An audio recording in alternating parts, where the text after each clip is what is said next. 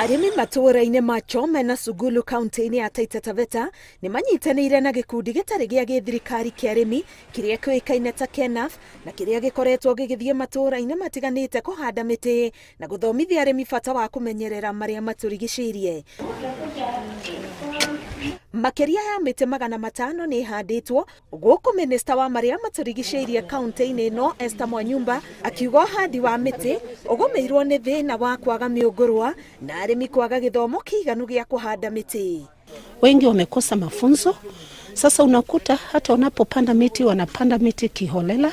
Shida ya pili ni kukosa miche. Unaona sana sana hawa wakulima wetu mapato yao si mengi sana na unakuta miche kila mahali zinafanya nini, zinauzwa.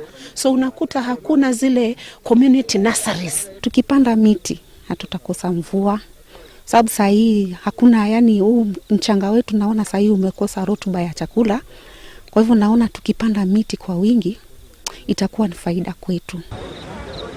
Gũgĩkinya mwaka wa 2030 thirikari ĩratanya bũrũri nĩ ũgũkorwo wakinyia mũigana ũrĩa wagĩrĩire ikĩro-inĩ cia gĩbũrũri ũhandi-inĩ wa mĩtĩ. Ngĩribotera Inooro TV, Getwo Karo Kinyugo Mwaura.